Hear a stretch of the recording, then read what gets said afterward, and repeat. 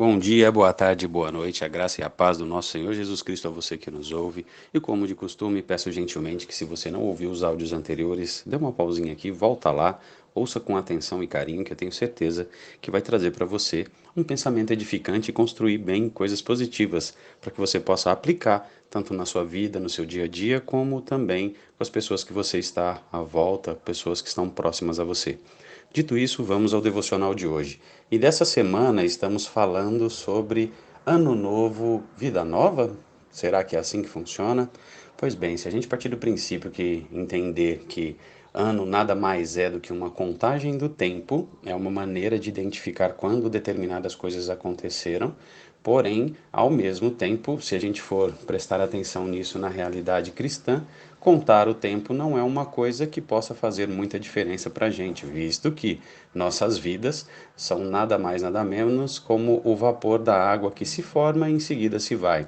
Se a gente prestar atenção e ver que a gente serve a um Deus cujo um ano é como 1000 anos, um dia é como 1000 anos e 1000 anos é como um dia, o tempo é totalmente relativo. Trazendo de volta também para a relatividade do tempo, se você passar 5 segundos com a mão estendida e uma panela fervendo em cima da sua mão, certamente o tempo será muito longo. Agora, se você passar um ano da sua vida se divertindo, somente indo para parques de diversões, conhecendo a Disney, indo nos parques temáticos mais sofisticados do mundo, com maior tecnologia, saltar de paraquedas da Torre Eiffel, enfim, você pode fazer inúmeras aventuras, todas elas trazendo satisfação a você como ser humano, mas, enfim, isso não vai parecer para você que demorou tanto tempo assim.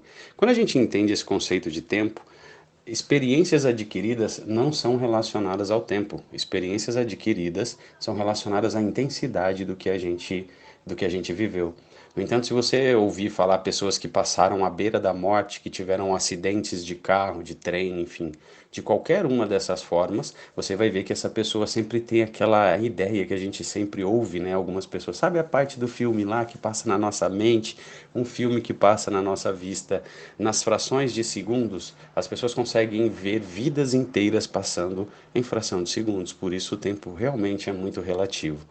Quando a gente tem a oportunidade de entender que as nossas experiências adquiridas, independente do tempo de nossas vidas, no entanto, que para o público feminino, para as mulheres, isso vai parecer um pouquinho mais claro, talvez para os homens demore mais, porque a gente tem o instinto da quinta série caminhando com a gente, mas você vai entender que em alguns momentos a gente vê pessoas que são maduras, com pouca idade, ou seja, homens de 15 anos, e vemos também moleques de 30, 40, 50, independente da idade.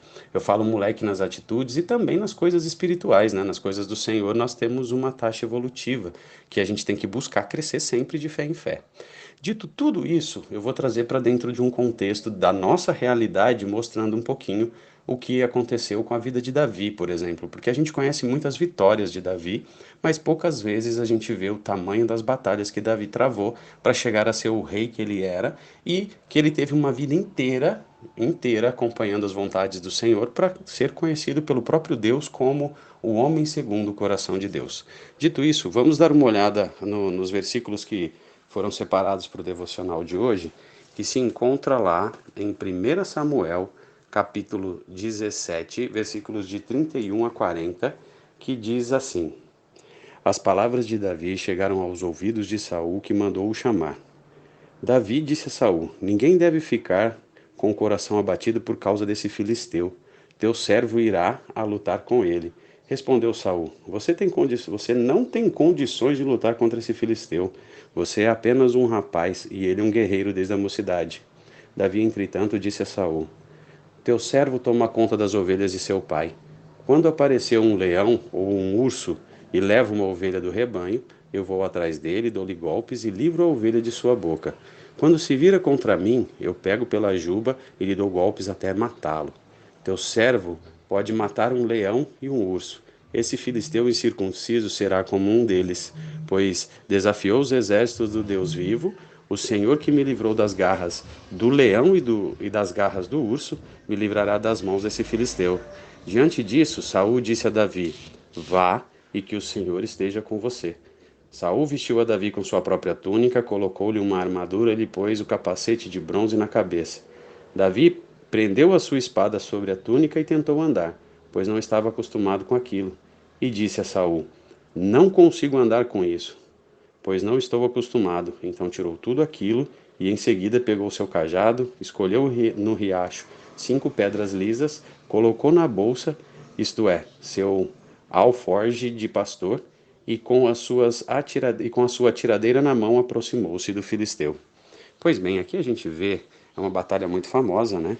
Golias estava, inclusive, era o filisteu que eles estavam mencionando, e junto com Golias vinha um exército atrás. Só que se você continuar estudando, inclusive eu coloquei ali o pontos, leitura sugerida dos 5 gigantes, que é o motivo pelo qual a experiência que Davi tinha fez com que ele selecionasse 5 pedras.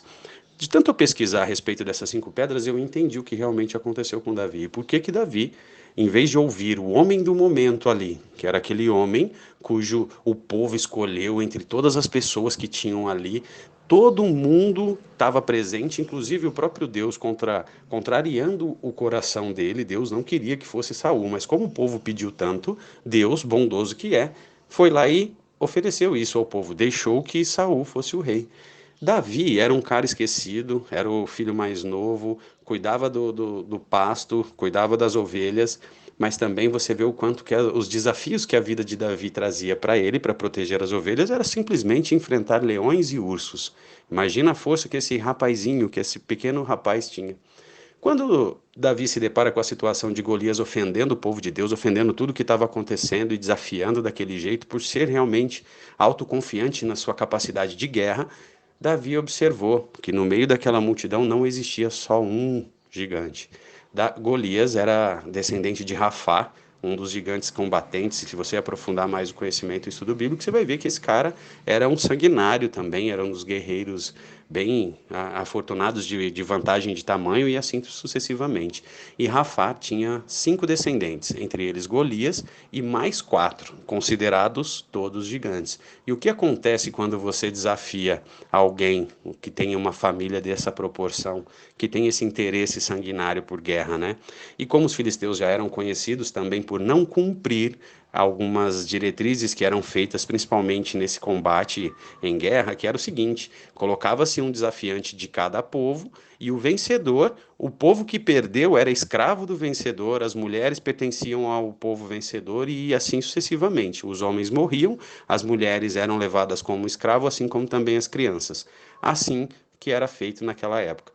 Os filisteus, eles apelavam, eles atacavam, eles faziam uma série de coisas. E quando Davi, se você continuar lendo nesses pontos, Davi faz uma série, pronuncia uma série de coisas do porquê ele vai derrotar Golias. E a fé dele era tão grande, baseada nas suas experiências de enfrentar leões, de enfrentar urso, para salvar uma ovelha. Imagina o que ele poderia fazer com Deus estando ao lado dele, diante de um exército que tentava tomar o povo de Deus. Automaticamente Davi se coloca diante do Senhor e deixa que o Senhor conduza todos os passos o seu momento de guerra ali. Ele seleciona 5 pedras porque ele estava pronto para pelo menos 5 combates. Não diz em nenhum momento que esses combates aconteceriam, mas ele se preparou caso os irmãos de Golias reivindicassem ou tentassem atacar para vingar a morte de seu irmão. Quando acontece aquilo que Golias cai por terra com a pedrada de Davi, é automático dos filisteus pela primeira vez correrem. Até então era um povo que destruía tudo, batia em todo mundo, era o povo vencedor de combate. Nesse momento não foi, porque assim como Davi havia predito e dito ao próprio Golias, provavelmente todas as pessoas que estavam ali ouviu, e realmente Davi se preparou para esse momento e venceu Golias e cumpriu aquilo que disse diante do altar do Senhor. Com a gente não é tão diferente. Muitas das vezes a gente só se preocupa com aquele que está na nossa frente, com o problema que está na nossa frente, quando na verdade a gente tem muitos outros problemas que vão ser consequência da primeira vitória que a gente tiver.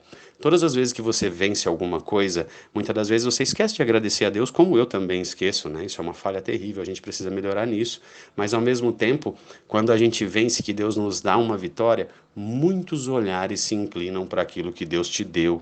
Porque pessoas queriam talvez aquele momento ali que você teve, aquele sorriso que você recebeu de alguém que não conversa muito, e assim você vai gerando e trazendo para você olhares de combate que muitas das vezes você não está preparado. Você vence uma batalha, assim que você venceu, em seguida vem uma mais forte e pode até te atingir e te derrubar. Mas se você fizer como Davi e observar, baseado nas suas experiências que de 2023 e se prepara de 2022, perdão, já estou lá no futuro. Se você usar as batalhas que você passou por esses anos, por esse tempo de pandemia, com toda certeza, assim como Davi colocou diante do Senhor e você fizer o mesmo, você vai sair sempre com as suas 5 pedras, pronto para todos os gigantes que você precisar enfrentar pelo caminho, mas não por você só não, porque Cristo te preparou para isso. E quanto mais você se concentra e dedica às coisas do alto, pode ter certeza que Deus vai te fortalecer, Deus vai te preparar, Deus vai te dar as 5 pedrinhas lisas e a tiradeira bem afiada e bem mirada para que você derrube cada gigante que cruze o seu caminho. Um feliz 2023, esse último devocional, pelo menos meu desse ano. Que Deus abençoe e conforte você e que 2023 seja repleto de pleno conhecimento e aproximação do nosso Senhor Jesus Cristo. Lembre-se sempre, Jesus é meu mano, também pode ser o seu.